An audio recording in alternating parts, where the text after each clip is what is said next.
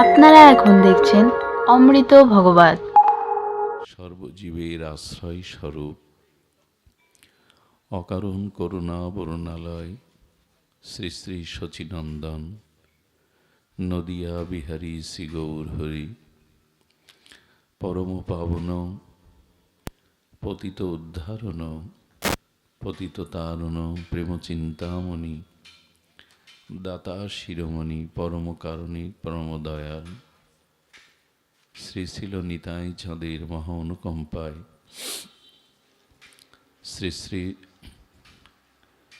গান্ধার্বিকা গিরিধারীর অহেতুকী করুণায় শ্রীমদ্ ভাগবত জয়ন্তীর মহোৎসব এবং পিতামাতার আত্মকল্যাণে ডুমুরিয়াস্থিত শ্রীমন্দির শ্রী অঙ্গনে তৃতীয় দিবসব্যাপী যে সমঙ্গল মাঙ্গলিক ভাগবত ভক্তিযজ্ঞের আয়োজন, সেই আয়োজনে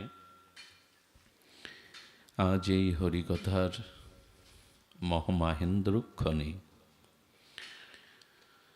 শ্রীগুরু পাদপদ্মে পরার্ধকোটি দণ্ডবৎ প্রণতি জ্ঞাপন পূর্বক পূর্ববর্তী ভাগবত আচার্যজন, সমাগত সাধুগুরু বৈষ্ণবজন, শ্রদ্ধাশীলা ধর্মশীলা দেবী মূর্তি মাতৃগণ, সকল ভক্তচরণে সশ্রদ্ধ দণ্ডবত প্রণতি।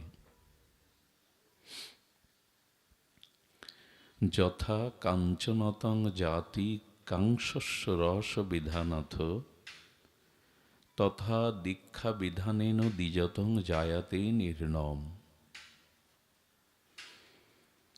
সুধীজন, পৃথিবীর প্রত্যেকটি প্রাণী জন্মের পরে তাদের সহজাত স্বভাব তারা পরিবর্তন করতে পারে না। যে স্বভাব নিয়ে জন্মায় সেই স্বভাবেই তাদের মৃত্যুবরণ হয়। কিন্তু মানুষ যখন ভূমিষ্ঠ হয় মাতৃগর্ভ থেকে, তখন সে তার স্বভাবকে উৎকর্ষ পরিবর্তন করে শুধু আকারে না, তার ব্যবহারে চরিত্রেও সে প্রকৃত খাঁটি মানুষ হতে পারে। অর্থাৎ এই যে পরিবর্তন, স্বভাব পরিবর্তন, সংস্কার পরিবর্তন, এটা মানুষের হয়, পৃথিবীতে অন্য কোনো প্রাণীর হয় না। শূকর শূকর হয়ে জন্মায়, শূকর হয়েই মরে। গাভী গাভী হয়ে জন্মায়, গাভী হয়েই মরে।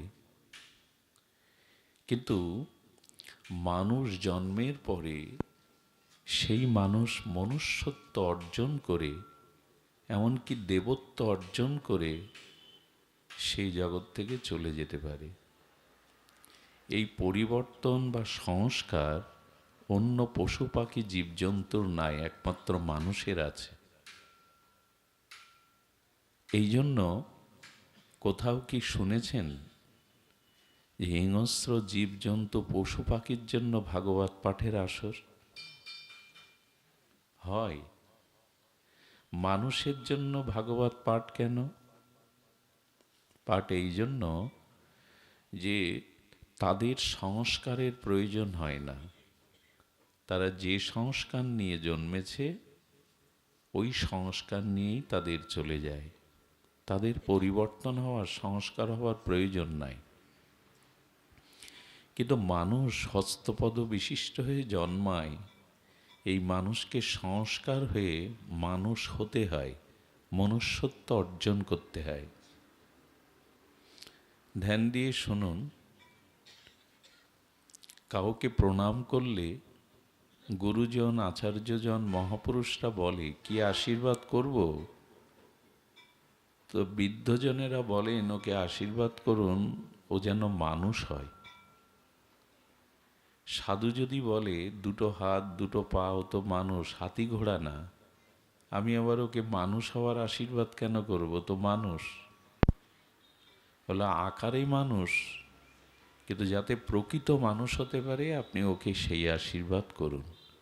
এতে কি বোঝা যায়? আকারে মানুষ হলেও স্বভাবে সংস্কারে আমরা প্রত্যেকেই মানুষ নই। দেখুন, পশু পাখিরা স্বভাব ছাড়ে না। আচ্ছা, 1 মাস একটা গাভী মাকে ঘাস, কুটো, তৃণ, খড় এগুলো দিবেন না, ভুসি। তাই 1 মাস কি 2 পক্ষকাল কোনো ক্ষুধার্ত গাভীর সামনে মাছ মাংস দিলে খাবে তো বাঁচবার জন্য? খাবে কি? কেন খাবে না? খাবে না এই জন্য ওদের স্বভাব ওরা পরিবর্তন করতে পারে না। আচ্ছা, কোনো বাঘ, ক্ষুধার্ত বাঘ সিংহের সামনে ঘাস কুটো দিলে ওরা খাবে তো? মরে গেলেও ছোঁয়ে না।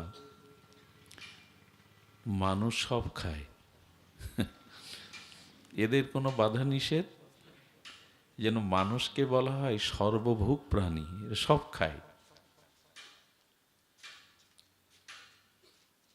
এই ধোঁয়াগুলো কিসের আসছে? আচ্ছা, আমি বলছি দাদা, ওই সাউন্ডটা একটু এ করে দেন তো, ফিডব্যাক আসছে। জয় রাধে, জয় রাধে। তো ধ্যান দিন। তার মানে একটি কুকুরের বাচ্চাকে জলে ছেড়ে দিন, ওকে কেউ সাঁতার শেখায়নি, কিন্তু ও সাঁতরিয়ে উঠতে পারবে। কিন্তু এই উন্নত মানুষের কোনো বাচ্চাকে সাঁতার না শিখিয়ে জলে ছেড়ে দিন, ও ডুবে মরবে।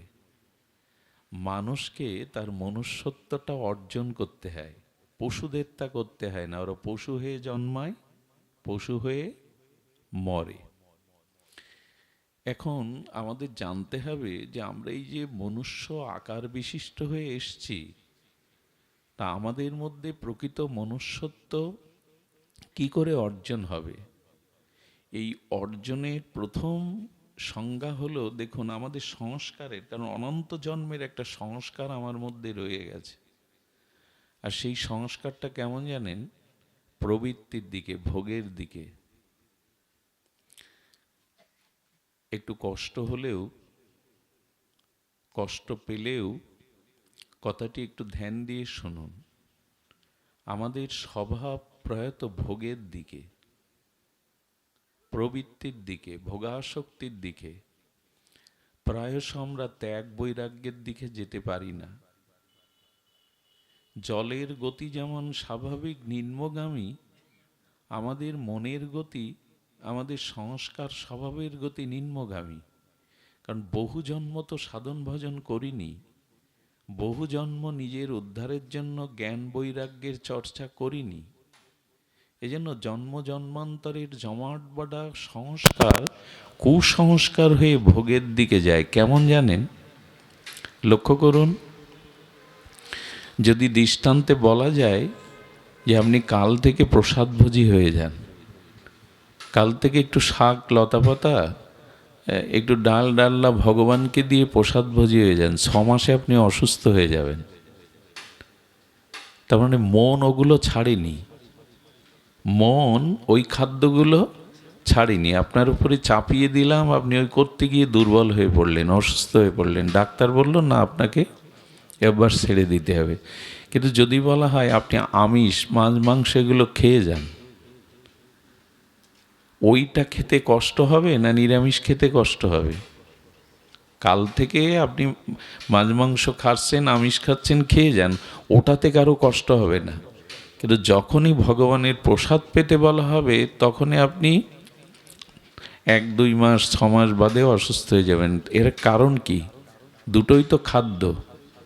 আর ওই প্রসাদ ভোজি হয়তো জগতের অনেক সন্ন্যাসী, ব্রহ্মচারী, ভক্ত, গৃহীগণ বেঁচে আছে। আপনার অসুবিধা হচ্ছে কেন?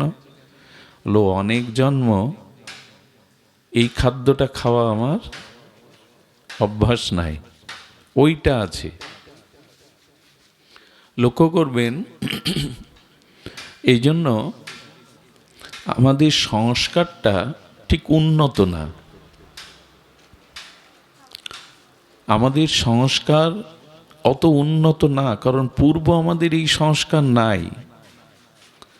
আর মানুষের বর্তমান আচার আচরণ, তার গতি প্রকৃতি প্রবৃত্তি চরিত্র বড় ভোগের দিকে চলে গেছে। ভোগ সর্বস্ব জীবন আমাদের, স্থূল এই ভোগ সর্বস্ব জীবন। এখানে আমরা দেহকে সাজাতে সবাই ব্যস্ত। এই জন্য প্রত্যেকের ঘরে দেখবেন দেহের প্রসাধনী আছে, চুল থেকে নখ থেকে শুরু করে সমস্ত দেহকে সাজাবার প্রসাধনী আছে, কিন্তু চরিত্রকে সুন্দর করবার, আত্মাকে উৎকর্ষ করবার কোনো প্রসাধনী আমাদের ঘরে নাই। এই জন্য আমরা দেহকে নিয়ে বড় ব্যস্ত, দেহের সুখ ভোগ, দেহের সৌন্দর্য, দেহের পরিপাটি নিয়ে বড় ব্যস্ত। এই জন্য সবথেকে কষ্টের কথা কি জানেন? কষ্টের কথা, আমরা নামযজ্ঞে গিয়েও নখ পালিশ কিনি, নামযজ্ঞ গিয়ে বসে বসে পাঁপড় ভাজা খাই। ওইটা ওর জায়গা, মানে হরিনামের জায়গায় পাঁপড় ভাজা, বাদাম ভাজা আর চুরি ফিতে নখ পালিশ কেনার জায়গা। যাচ্ছি কৃষ্ণ নাম শুনতে, আর গিয়ে খুব বলিতে বলি কি, যেখানে হয় হরি নাম সংকীর্তন সেটা হয় বৃন্দাবন। বৃন্দাবনে পাঁপড় ভাজা খেতে যেতে হয়, বৃন্দাবনে বাদাম খেতে যেতে হয়, বৃন্দাবনে মনোহারির দোকানে ঘন্টার পর ঘন্টা চুরি ফিতে এগুলো কিনতে হয়। আমরা করি এই জন্য যে আমাদের অনেক জন্ম নামের রুচি নেই। এই জন্য ওখানে নাম হচ্ছে যারা এত করে নাম দিল, যারা 6 মাস ধরে বিজ্ঞাপন করে প্রচার করে আর আমাদের ওখানে আসবেন, এই নববৃন্দাবনে হরিনাম শুনবেন, রাত 11টার সময় কমিটির লোকজনও খেয়ে দিয়ে বাড়ি ঘুমায়, নামের ওখানে কেউ থাকে না। অথচ ওরাই নামযজ্ঞের আয়োজন করেছেন। নিতাই গৌরকে ঠাকুর ঘরে রেখে, যুগলকে ঠাকুর ঘরে রেখে কমিটির সব ঘুমাতে যায়। ভগবান তুমি জাগো, আর তোমার নাম সারা রাত ওদের টাকা দিয়ে আনা, তো ওরা করুক, আমরা ঘুমাই। মানে ওই যে একটা রাত বসে ভগবানের নাম শুনবো, সে জাতীয় রুচি আমাদের নাই।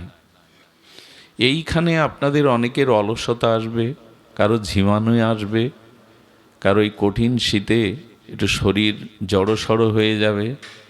কিন্তু এখন যদি আপনাদের এসি বাসে করে ব্যান্ড বাজাতে বাজাতে বরযাত্রী নিয়ে যাওয়া যায়, এই অলসতা আসবে না। এর কারণ হলো আমাদের ত্যাগ বা বৈরাগ্যের স্বভাব পূর্ব থেকে খুব বেশি নাই।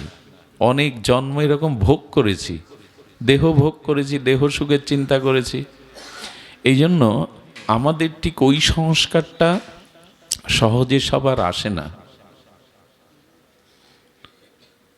এই জন্য মানুষকে কি হতে হবে? সংস্কার হতে হবে। সেই শ্লোকটা এখানে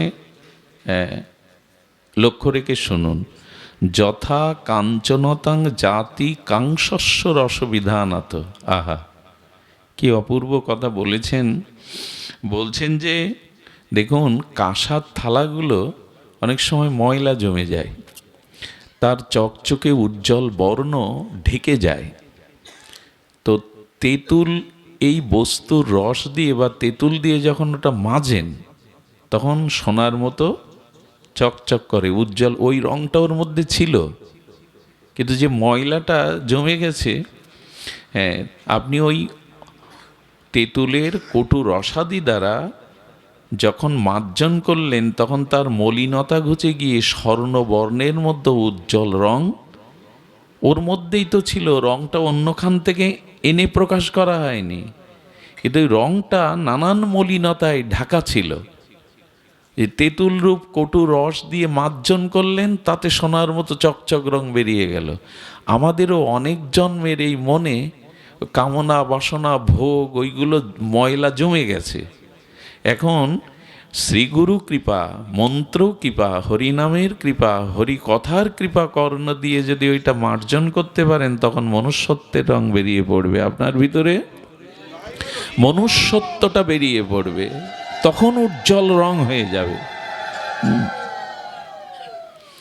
এই জন্য শাস্ত্রে বলছেন যে সৎ দীক্ষার মাধ্যমে, দীক্ষাটা প্রয়োজন কেন জানেন? খুব মূল্যবান একটা কথা স্মরণে এলো। প্রথমে দীক্ষাটা এই যে সংস্কারে নদীজোৎসতে, দীক্ষা এই জন্য যে আমাকে ওই পূর্ব অনাদিকালের কুসংস্কারের স্বভাবটা সংস্কার করতে হবে। কাঁসার থালাটা ময়লা জমে গেছে, ওকে এখন মার্জন করে ওর উজ্জ্বল বর্ণ রঙটা ফিরিয়ে দিতে হবে। তো আমাদের এই জন্য দীক্ষাটার গুরুদেবের কী কাজ জানেন?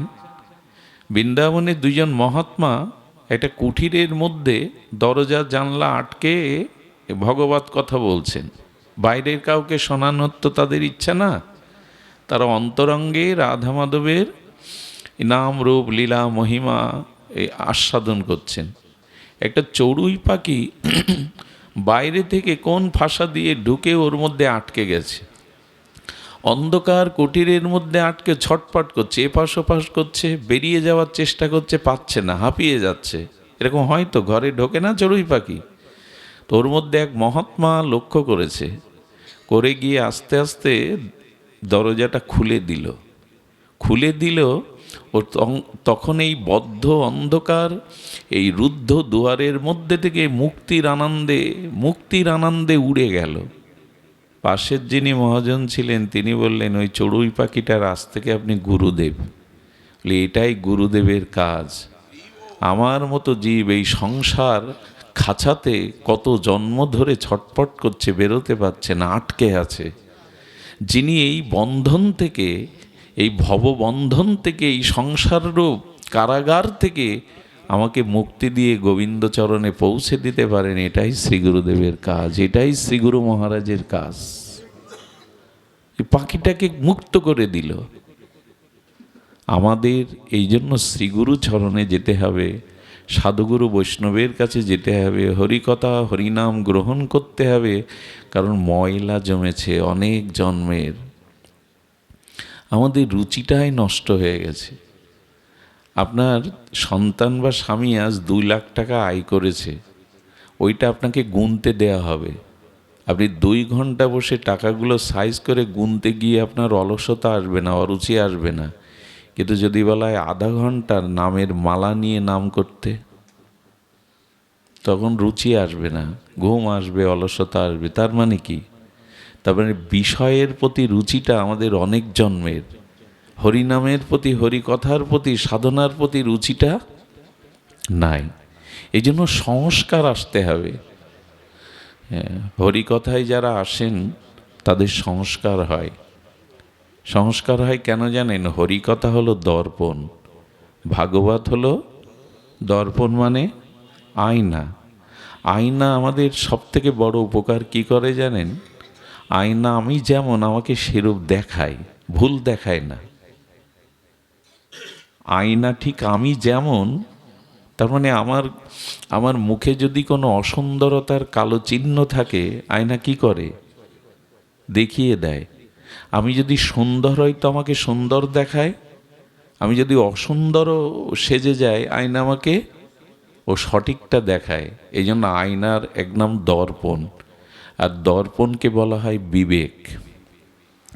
ভাগবতে এলে পুণ্য হবে কিনা জানি না, কিন্তু এখানে আসলে বিবেক পাবেন। আমার ভুলটা কোথায়, আমার অসুন্দরতাটা কোথায়, আমার বাধা কোথায়, এই জিনিসগুলো দর্পণের মতো ভাগবত জানিয়ে দেয়। এই জন্য ভাগবত এলে একটা সামনে দর্পণ, একটা কাজ দেখতে পায়, আমি সেখানে আমাকে দেখি, আমার অবস্থান কোথায়, কি করণীয়, আমি করছিটা কি, আমার ভেতরের অশুদ্ধতাটা কোথায়। কিছু মনে করবেন না, আজকের ধর্ম কর্ম আচরণে আমরা যেটা করছি আদৌ সেটা ভক্তি হবে কিনা সন্দেহ আছে। খুব ধ্যান দিয়ে শুনুন। অনেকেই দেখেছি গঙ্গা স্নানে যায়, কোনো যোগে স্নান হয় না, সেখানে হাজার হাজার লোক, এমনকি লক্ষ লক্ষ লোক যায়। ধরুন গঙ্গা স্নানে যাচ্ছে, তো যাওয়ার আগে একটা সমিতি বানায়, গঙ্গা স্নান সমিতি করে গেঞ্জি ছাপায়, সামনে মহাদেব, পেছনে ত্রিশূল, ছাপায় কিনা ওং নমঃ শিবায় লেখা, তারপরে কাঁধে একটা ঝুলিয়ে নেয়, মানে ওই গঙ্গার জল আনবে, কলসি ঝুলিয়ে নেয়, এইভাবে দল বেঁধে ভগবান শিবের ছবি, সামনে ত্রিশূলের ছবি, হ্যাঁ এই করছে। করতে করতে কি করে জানেন? হাঁটতে হাঁটতে মুখে আবার ধূপও জ্বালায়।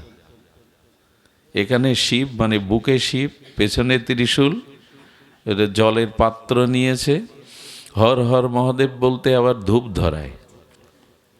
আবার কি করে জানেন? যেতে যেতে ওইটা ছাড়তে পারেনি যেটা কৃষ্ণ ছাড়তে পারত না, বাঁশি।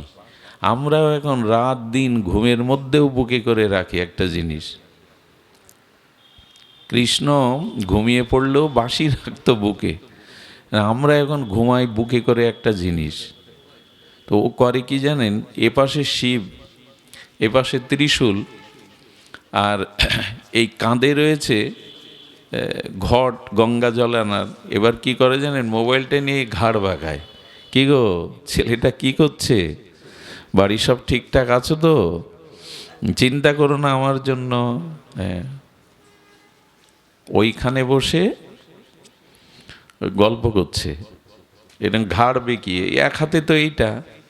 আরে বাজার থেকে, প্রেস থেকে শিব ঠাকুরকে বুকে ছাপালে কাজ হবে না, ত্রিশূল পেছনে রাখলে কাজ হবে না। হনুমানের মতো হনুমানের বুকে রাম সীতা প্রেসে ছাপানো না।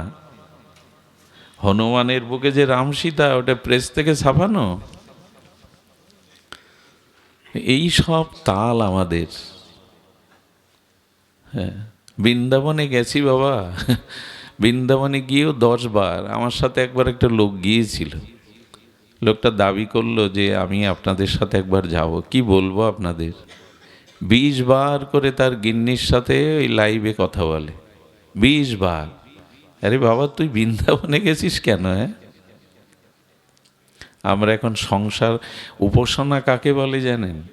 এই যে আপনারাও যে হরিকথা শুনতে এসছেন, এই হরিকথা শোনার উপাসনা কাকে বলে, ভজন কাকে বলে?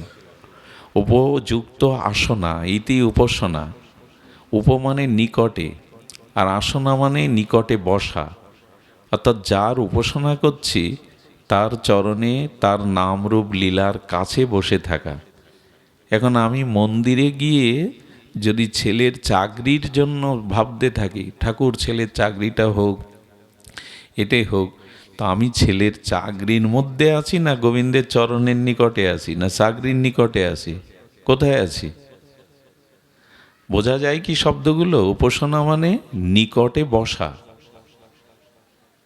তো আপনার শরীর যেখানে আপনি সেখানে নাই, আপনার মন যেখানে আপনি সেখানে। এখানে আপনার শরীর থাকতে পারে, কিন্তু এখন মন যদি অন্য ভাবনায় চলে যায়, আপনি এখানে নাই।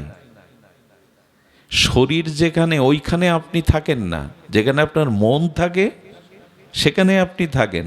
তো উপাসনা মানে মন প্রাণ দেহ দিয়ে ভগবানের কাছে বসা। ওইখানে বসে আপনি বিষয় চিন্তা করছেন, আপনি কি ভগবানের কাছে বসেছেন না বিষয়ের কাছে বসেছেন?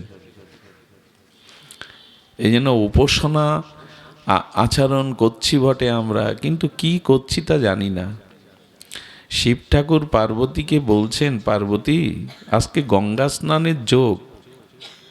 বলে দেখছি তো প্রভু, শত নয়, সহস্র নয়, লক্ষ লোক গঙ্গা স্নানে যাচ্ছে। আচ্ছা প্রভু, একটা জিজ্ঞাসা আছে। মাতা পার্বতী সময় পেলেই ভগবান শিবকে প্রশ্ন করতেন।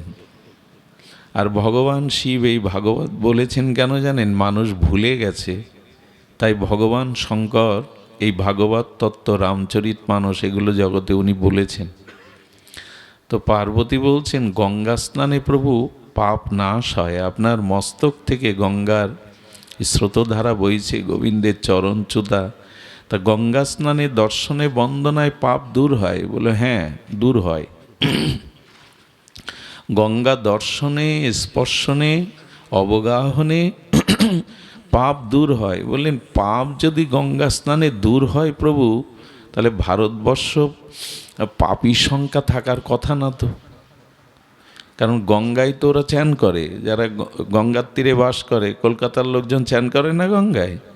তো যদি গঙ্গা স্নানে পাপ দূর হয়, তো পাপীর সংখ্যা তো কমার কথা, প্রতিদিন বাড়ছে কেন? ভোগীর সংখ্যা, পাপীর সংখ্যা বাড়ছে কেন? প্রশ্নটা কিন্তু সাধারণ নয়। এত নামযজ্ঞ, এত ভাগবত পাঠ, মানুষ বদলাচ্ছে না কেন? স্বভাব সংশোধন হচ্ছে না কেন? এইসব কারণগুলো আমাদের জানা দরকার। মাতা পার্বতীকে শিব ঠাকুর তখন বলছেন, ওই যারা স্নান করতে যাচ্ছে তারা গঙ্গার মহিমা তত্ত্ব জেনে যথাযথ শ্রদ্ধা বিশ্বাসে গঙ্গা স্নানের লক্ষ্যতে একজন, এই একজনই দূর হবে। তো মাতা পার্বতী বলছেন, তো প্রভু একটু দেখতে ইচ্ছা করছে কারা, আর তুমি বলছো এত স্নান করছে তাদের পাপ দূর হবে না। বলে চলো। কি করেছে দেখুন, ভগবান শঙ্কর একটা মায়ার কুয়ো সৃষ্টি করেছেন, আর নিজেকে পক্ষ কেশ অর্থাৎ পাকা চুল দাড়ি করে একটা বৃদ্ধ মানে কুয়োর মধ্যে পড়ে রয়েছেন। আর পার্বতী যুবতী, মনোরমা সুন্দরী যুবতী রূপে ওই কুয়োর পাশে দাঁড়িয়ে যারা যাচ্ছে, একদল যুবক যাচ্ছে গঙ্গা স্নান করতে, আর একদল যুবক আসছে স্নান করে, বলছে তোমরা আমার এই পতিদেবকে বাঁচাও, উনি কুয়োর মধ্যে পড়ে গেছেন। এসে যুবকরা এসে কুয়োতে অতিবৃদ্ধ পাকা চুলদাড়ি অতিবৃদ্ধকে একবার দেখছে, আর পার্বতীকে একবার দেখছে। তোলা পড়ে মরুক, ওই দুইজনকেই দেখছে। পার্বতীকে কি বললো জানেন? উনি কি আপনার? পার্বতীর তো রূপ জানেন। বলে উনি আমার স্বামী। বলে আর জাগা পাননি আপনি? হ্যাঁ, এই বুড়ো মরতে বসেছে, আপনার মতো যুবতী সুন্দরী ওরে প্রতিরূপে কে আপনাকে এই ঘাড়ে চাপিয়ে দিয়েছে? উদ্ধার পড়ে মরুক। আরে ও মরাই ভালো, তোমার মতো যুবতী সুন্দরী ওই বুড়ো মরাই ভালো। শিব ঠাকুর চোখ ইশারা করে পারো, এই হলো গঙ্গা স্নানে আসা লোক, এই হলো গঙ্গা স্নানে আসা লোক। কটা কুমারী মেয়ে যাচ্ছিল, এখন তো ওই যে সমিতি করে না, গঙ্গা স্নান সমিতি, এসে সমিতি বানায়, গেঞ্জি ছাপায়, এরকম কিছু মেয়েরা হলুদ শাড়ি পরে যাচ্ছে। যে ওদের বলছে, মা এই তোমরা আমার পতিদেবতাকে বাঁচাও, এই পড়ে গেছে। এখন কিশোরী তো, মডার্ন কিশোরী, বর্তমান যুগের যুবতী, ওরা ওই একবার স্বামীকে দেখছে, একবার পারবে। তোমার স্বামী ওই, তোমার বুদ্ধি শুদ্ধি কিছু নাই? আরে আমাদের এই বয়স এই রূপ, পেছনে 5-7 জন লেগে থাকে, হ্যাঁ, আমাকে পাওয়ার জন্য। তুমি বুড়োকে বরণ করেছো, আরে মরে যাক, তুমি আবার নতুন জীবন শুরু করো। এই হলো দশা, এই হলো দশা। পূজা পার্বণের নাম করে আমরা শ্যামা সঙ্গীত হারিয়ে ফেলেছি, আমরা পদাবলী কীর্তন হারিয়ে ফেলেছি, আমরা পুরনো দিনের সভ্য সঙ্গীত হারিয়ে ফেলেছি। এখন সব কিছু মিশে কি যেন ওকে বলে, ডিজে, তাই না?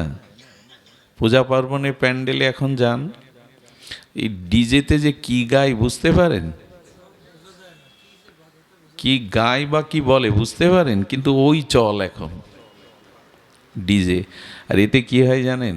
যাদের হার্টের রোগ আছে, হার্টের পেশেন্ট যারা, তাদের হার্টের যে কত ক্ষতি হয়। ছোট ছোট শিশুরা মার কোলে যারা ঘুমায় পূজা প্যান্ডেলের পাশে পরিবারে, ওদের কতটা অসুস্থ শিশুর যন্ত্রণা হয় ওরা জানে না। ওরা রাত 2-3টে পর্যন্ত ওই বাজায়। এই আমাদের পূজা পার্বণ আর পরিবর্তন, গঙ্গা স্নান। তীর্থে গিয়েও আমরা আজ পিকনিক বানাই। জানেন, সাধুর সাথে যদি আপনি বৃন্দাবনে যান, কি হবে জানেন? সাধু বলবে, চলো অমুক মন্দিরে ভগবানের ভোগ আরতি হয়ে গেছে, প্রসাদ পায়। ওই ধুলায় বসে সাধুদের সাথে প্রসাদ পেতে গেলে কি মুখে দিতে পারবেন? ওইখানে বসে 10 মিনিট অন্তত প্রসাদ গোবিন্দে বলতে হবে, 10 মিনিট জয়ধ্বনি দিতে হবে, তারপরে মুখে ওইখানে 10 মিনিট ভজন হয়ে গেল, ভোজনটা ভজন হয়ে গেল। যারা হোটেলে ওঠে, হোটেলের চেয়ার টেবিলে, বৃন্দাবনে হোটেল আছে, অনেকেই হোটেলে থাকে, ওইখানে চেয়ার টেবিলে খাদ্য খায়, ওখানে ওই নামটা হয় তো খাওয়ার আগে।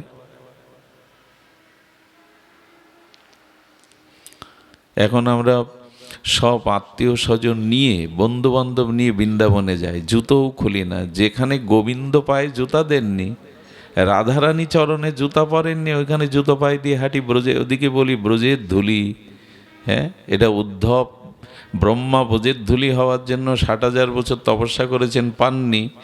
ভক্ত সর্বোত্তম ভক্ত শ্রেষ্ঠ উদ্ধব জীব একটা ধূলিকণা চেয়েছে গোপীদের চরণে, ঔষধি লতা হতে চেয়েছেন, সেই ধুলিতে আমি জুতো পায়ে দিয়ে ঘুরলাম হোটেলে, এটা ওটা খেলাম, চললো, বৃন্দাবন খুব দেখা হলো।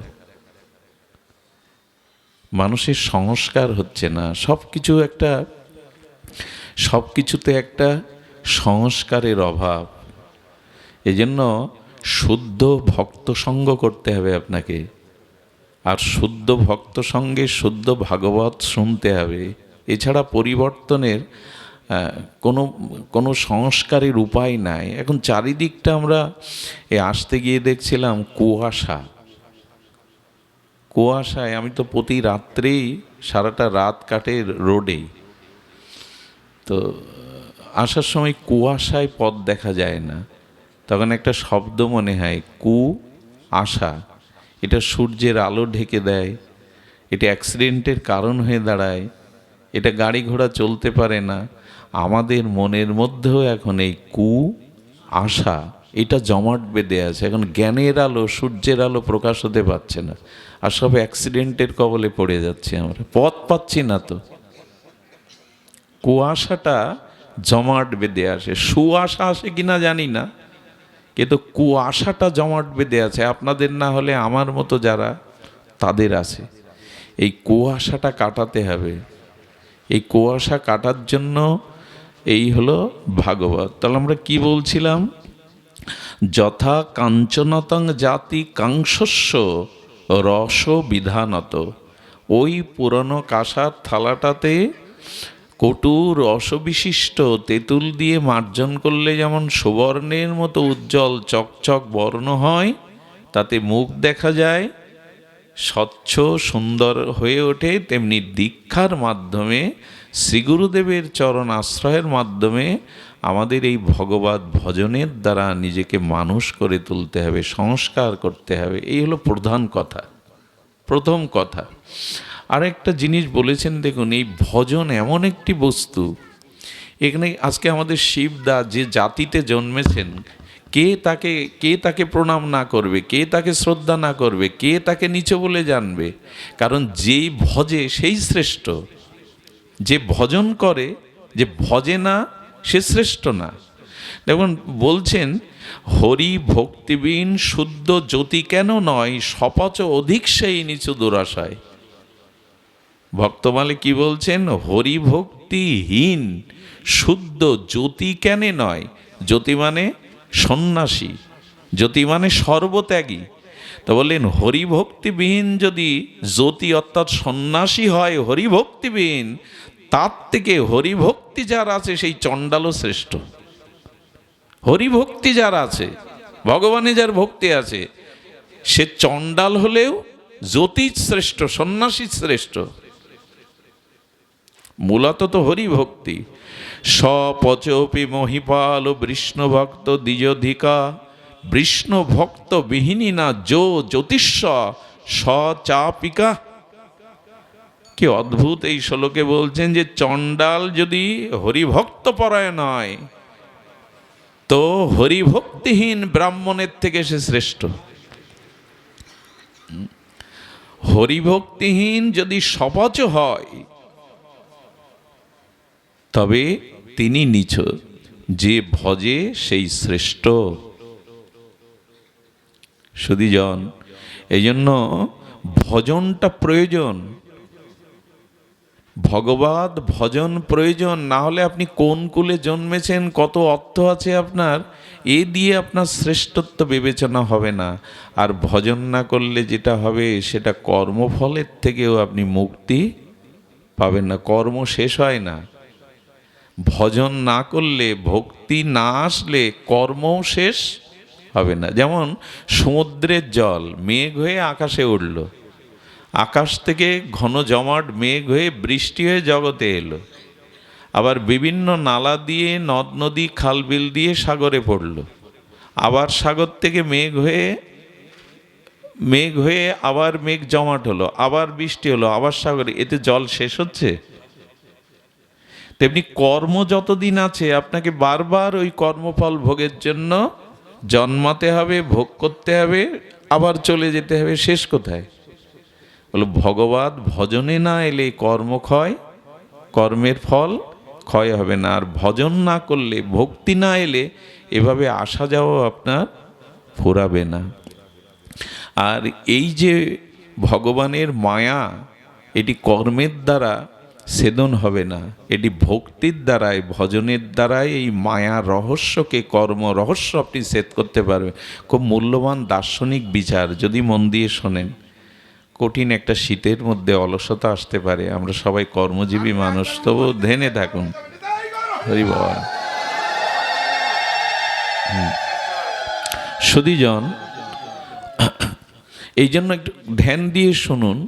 দেখুন, অনন্ত বিশ্বব্রহ্মাণ্ডের ব্রহ্মা হতে পিপীলিকা কীট পর্যন্ত সবাই ভগবানের বশীভূত, ভগবানের মায়াতে বশীভূত। তো অনন্ত ব্রহ্মাণ্ডের সমস্ত প্রাণী ভগবানের মায়াতে বশীভূত। একটা কুকুর এত স্বজাতি বিদ্রোহী, হিংস্র, কিন্তু তার বাচ্চা যখন হয় দেখবেন অন্যকে জীবন দিয়েও। আমি দেখেছিলাম একটা কুকুরের বাচ্চা মরে গেছে, সারা রাত তার মা ওই মরা বাচ্চা গা চেটেছে এবং ওখানে আগলে ধরে বসে আছে। ওই সারা রাত তাকে সরানো যায়নি। মন না থাকলে, বিবেক না থাকলে, মমতা না থাকলে এই করে। কুকুরটা ওইটা করে। মন সকলের আছে, কিছুটা চেতনাও আছে, নাহলে বাঘিনী তার বাচ্চাগুলিকে গা লেহন করে খাইয়ে পরিয়ে বুকের দুধ দিয়ে মানুষ করতো না। ওদেরও আছে। দেখবেন মায়াতে সবাই বশীভূত, ভগবানের মায়ায়। ভগবান অনন্ত বিশ্বব্রহ্মাণ্ডকে মায়ায় বশীভূত করেছে। আর আমি আমার স্ত্রীকেও আমার বশে বা আমার মতে আনতে আমার কি ক্ষমতা? বাড়িতে দুজন ব্যক্তি, দুইজনই আমার বশীভূত নয়, অথচ অনন্ত বিশ্বব্রহ্মাণ্ডের ব্রহ্মা হতে কীট পর্যন্ত ভগবানের মায়ায় বশীভূত। কি ক্ষমতা আছে আমার? আমি আমার বাড়ির মানুষটাকেও আমার মনের মতো করে গড়তে বা বশীভূত করতে পারিনি। আর অনন্ত বিশ্বব্রহ্মাণ্ডের ব্রহ্মা হতে কীট পর্যন্ত ভগবানের মায়ায় বশীভূত। তিনি যে নিয়ম করেছেন তার বাইরে যাওয়ার ক্ষমতা। জন্ম তিনি দিয়েছেন, আপনি পারবেন জন্ম আটকাতে পারবেন? এটা তার ইচ্ছায় হবে। কোথায় জন্মাবেন, কোন পরিবেশে জন্মাবেন, আপনার কর্ম অনুযায়ী ভগবান এই বিধান করেছেন, এটা আটকাতে পারবেন না। মৃত্যুও তো তার দেহ, আটকাতে পারবেন? জন্ম মৃত্যু মাঝখানে যে রোগ ব্যাধি দুঃখ যন্ত্রণা কর্মফলে ভগবান দিয়েছেন কর্ম অনুযায়ী, এটা আটকাতে পারবেন আপনি? এই যে শীত, এটাকে আটকাতে পারবেন? প্রকৃতি আটকাতে পারবেন? সব ভগবানের বশীভূত। যেন ভগবান বললেন, দেখো আমি গতকাল বলেছিলাম মানুষ সব থেকে বড় ভয় পায় মৃত্যুর। এই মৃত্যুর যে কাল, সেই কালও গোবিন্দের দাস। কাল ভগবানকে ভয় পায়, আমরা ভয় পাই কালকে। আর কাল ভগবানের দাস, ভগবান কালের প্রতি। তাই মৃত্যু বা কালও ভগবানের কাছে ভয়ে দূরে দাঁড়িয়ে থাকে। তো কালও যাকে ভয় পায়, সেই ভগবানের চরণে ভজন আনুন, ভক্তি আনুন, তবে এই কর্মফল থেকে, নালে কর্ম চলতে থাকবে। সমুদ্রের জল মেঘ হবে, বৃষ্টি হয়ে পড়বে, আবার সমুদ্রে যাবে, আবার মেঘ হবে, চলতেই থাকবে। কর্মক্ষয় হয় না। ভজনে আসতে হবে, ভক্তিতে আসতে হবে। ভজন এবং ভক্তির দ্বারাই কেবল এই আসা যাওয়া, এই কর্মফলকে। তবে প্রারব্ধ ভগবান ক্ষয় করেন না। আমি বারবার এই কথাগুলি আজকাল বলি, একটু ধ্যান দিন। কর্ম কিন্তু, ফল কিন্তু ভুগতে হবে আপনাকে। এতে ভগবান আপনার কর্মফল বা প্রারব্ধ, এই প্রারব্ধকে গোবিন্দও নাশ করেন না। প্রারব্ধ গোবিন্দকেও নাশ করেন না। এই জন্য ভগবান পুত্ররূপে এলেন। রাম লক্ষ্মণ ভরত শত্রুঘ্ন পুত্ররূপে এলেন, কিন্তু শুনলে অবাক হবেন, দশরথ 15 দিনের বাসি মরা হয়ে পড়েছিল। এবং এই ভগবান রূপ চার পুত্র মৃত্যুর সময় তার কাছে কেউ ছিল না। ভগবানের পিতার এমন হবে কেন? এই দশরথ কে জানেন? ইনি ভগবান মনু। ব্রহ্মার মানসপুত্র ভগবান মনু, এই মনুই হলো মানব জাতির পিতা।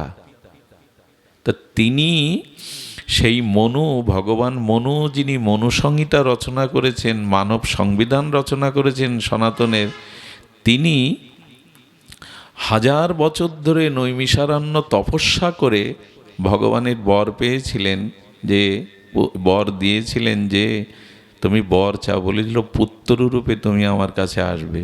এই ভগবান মনুই তপস্যার দ্বারা পরবর্তীতে চক্রবর্তী সম্রাট সূর্যবংশে দশরথ হয়ে আসে, আর ভগবান চতুরংশে পুত্র হয়ে আসে।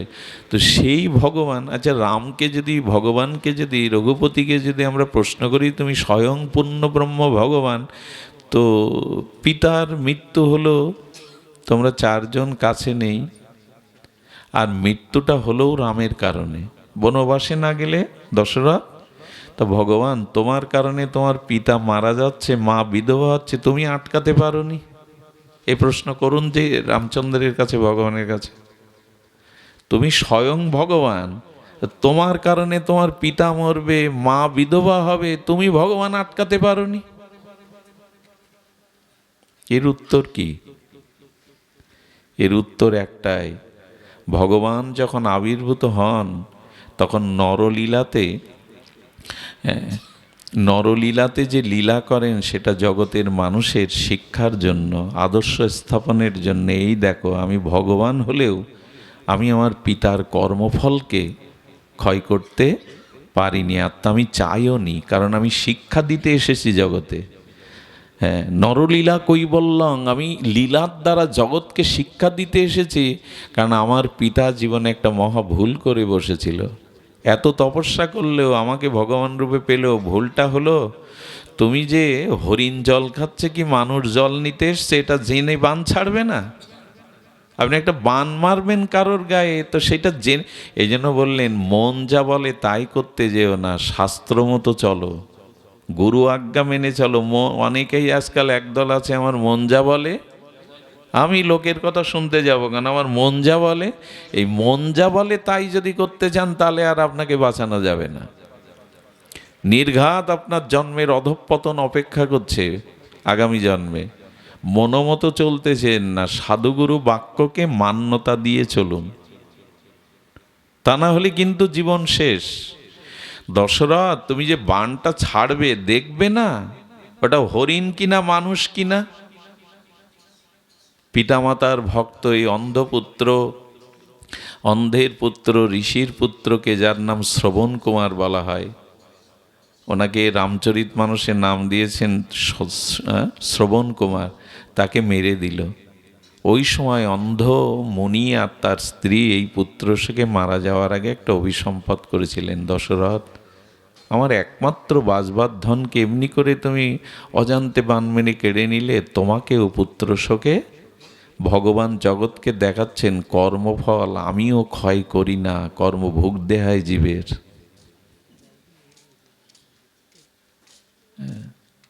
তো দেখালেন তিনি। আমরা আর কি শিখলাম জানি না, এই জন্য কর্মটা একটু হিসাব করে করতে হবে। কর্মফল কিন্তু কাউকে ছেড়ে দেবে না,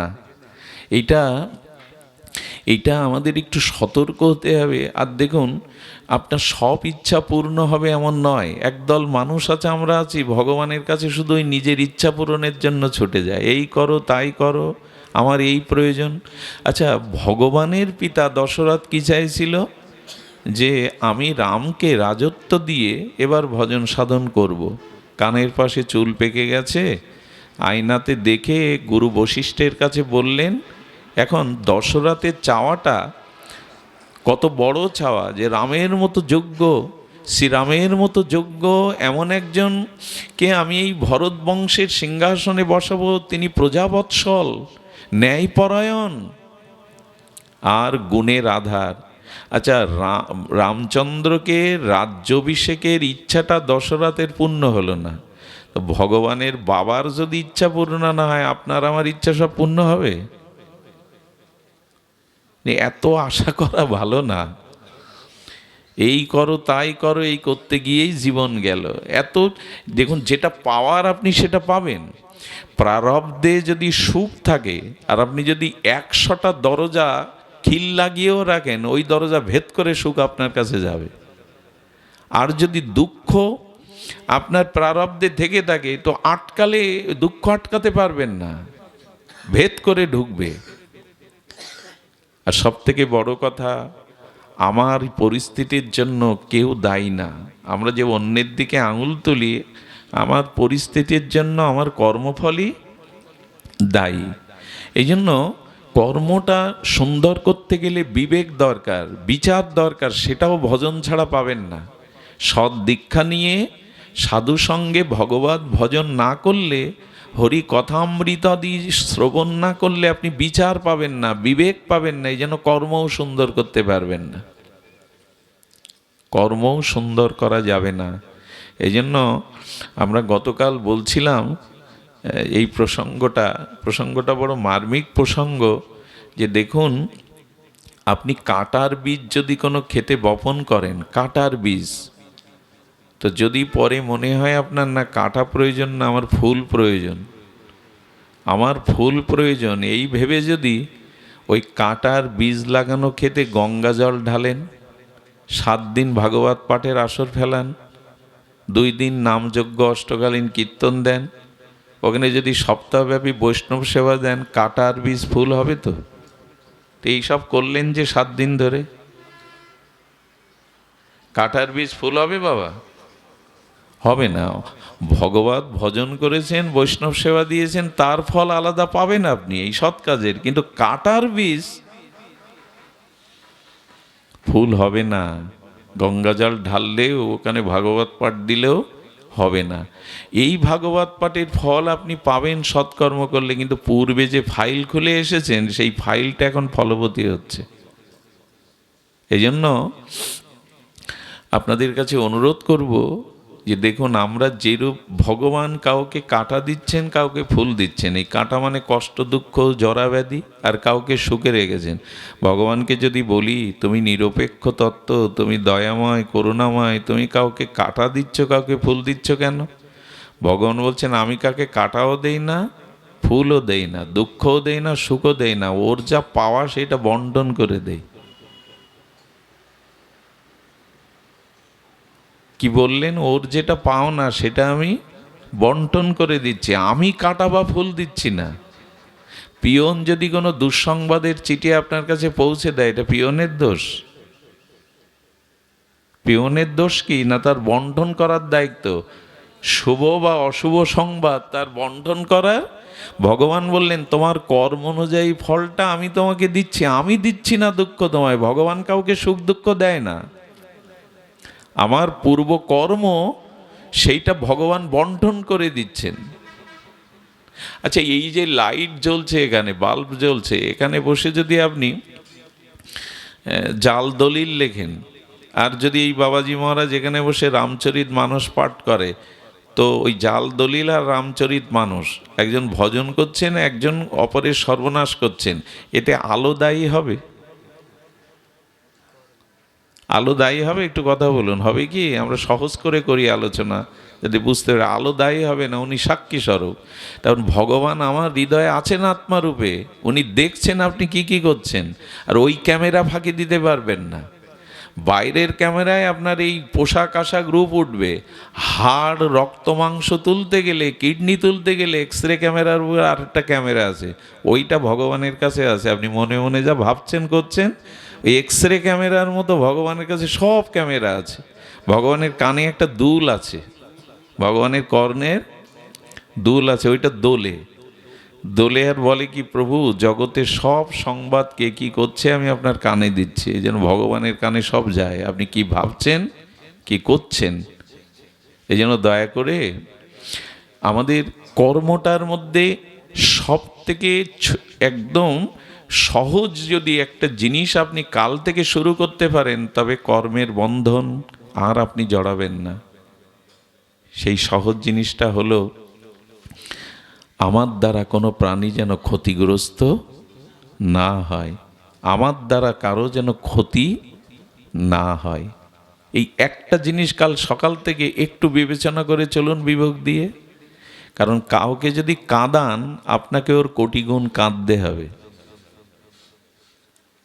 কাউকে যদি কষ্ট দেন, তো ওর কোটি গুণ কষ্ট জমা হয়ে আপনার কাছে ফিরে আসবে। ওই একটাই কেবল জিনিস, যে কাউকে, কারো ক্ষতির কারণ যেন আপনি না হন। শাস্ত্র বহু উপদেশ লাগে না, একটা উপদেশও যদি এখান থেকে আমরা নিয়ে যাই আর ওটা চরিত্রায়ন করি, তাহলে আমাদের জীবনের পরিবর্তন আসে। তো আমরা যে কথা বলছিলাম, ভগবান সুখ দুঃখ কাউকে দেন না, উনি বন্টন করেন। তোমারই জিনিস তোমাকে দিচ্ছে। এখন ভগবানের স্মরণ নিলে তখন আমাদের ভিতরেই জ্ঞান বিবেক জেগে ওঠে। তখন কি হয় জানেন? তখন যেটা হয়, খুব মার্মিক কথা, ভক্তি যদি একবার এসে যায়, ভজনে যদি আপনার অনুরাগ এসে যায়, তখন ওই কর্মফল অনুযায়ী সুখ দুঃখ যে পরিস্থিতিই আসুক, তার মধ্যে আপনার আনন্দ, আপনার মনের সন্তোষ নষ্ট হবে না। কথাটা বোঝা গেল না? বোঝানো গেল না? ভক্ত ভজন করলে কি হবে? সুখ দুঃখ আসবে না তা না, সবই আসবে কর্মফল অনুযায়ী। কিন্তু অভক্ত বা ভক্তের পার্থক্য হলো এই, যে ভক্ত সব কিছুকে ভগবানের তখন কৃপা মনে করতে শিখবে, তখন ধৈর্য থাকবে তার মধ্যে, মনে হবে এটাও ভগবানের আমার উপরে কৃপা। তখন আপনার মনের শান্তি নষ্ট হবে না, ধৈর্যচ্যুত হবেন না আপনি। কি করে দৃষ্টান্ত দেই চলুন। কর্ণাটকে, এই দক্ষিণ ভারতে আমাদের ভক্তির জন্ম উৎস, ওখানে একবার তিনজন মহাপুরুষ গেছেন, তুকারাম, একনাম, আর একজন নরসি মেহতা। তিনজন ভগবৎ সিদ্ধ মহাপুরুষ। একজন গিয়ে ভেঙ্কটেশ ভগবানকে বলছে, কত দয়া তোমার, কত করুণা তোমার প্রভু, আমার প্রতি তোমার দয়ার সীমা নেই। এমন স্ত্রী রত্ন দিয়েছ যে আমার সহধর্মিণী, আমার ধর্ম কর্মে ভজনে সহায়তা করে, মহা সতীসাধ্যী রমণী দিয়েছ, আমি তাকে নিয়ে তোমার ভজন করতে পারছি, এটা আমার প্রতি তোমার কত কৃপা, এমন একজন গুণবতী সতীশাস্ত্রী স্ত্রী দেওয়ার জন্য। এক নাম এই প্রশংসা করে গেল। এর পরে কে ঢুকছে জানেন? তুকারাম। এই তুকারাম প্রসিদ্ধ সিদ্ধ নামনিষ্ঠ মহাপুরুষ। তুকারামের স্ত্রী আবার তুকারামকে লাঠি দিয়ে পেটায়, উঠতে বসতে এমন গালি দেয় যে বাড়ির টিকতে পারে না তুকারাম। সাধুদের বসে রাম কথা বললে একটু জল উপর থেকে ফেলে দেয়। সবাই বলে, বাবা এমন স্ত্রী পেয়েছ, আপনি এত নামনিষ্ঠ মহাপুরুষ। উনি হেসে উড়িয়ে দেন। উনি এসছেন মন্দিরে, উনি কি বলছেন জানেন ভগবানকে? প্রভু তোমার দয়ার শেষ নেই। উঠতে বসতে স্ত্রী পেটায় তাকে, গালাগালি দেয়, রাত দিন অতিষ্ঠ করে তুলেছে। গিয়ে ভগবানকে কি বলছে? তোমার দয়ার শেষ নেই প্রভু। ওই স্ত্রী যদি এমন না হয়ে আমার মনের মতো হতো, যদি মনজ্ঞা হতো, সহধর্মিণী হতো, তাহলে ওর প্রতি আমার টান ভালোবাসা আসক্তি চলে যেত। ওকে আমার ঘরে দিয়েছো কেন? ওর প্রতি যে আসক্তিটা যেত যেন তোমার চরণে যায়, যেন তোমার নামের চরণে যায়। কি তোমার দয়া! আচ্ছা, এরপরে আর একজন ঢুকছে মন্দিরে, নরসিজি। নরসিজির গত এক সপ্তাহে বউ মারা গেছে, যুবতী বউ মারা গেছে। আর ভগবানকে বলছে, তোমার দয়ার শেষ আছে প্রভু, কত করুণা তোমার। কারণ এখন সে ঘরে নাই, আর আমাকে এই কথা সেই কথা শোনাবে না।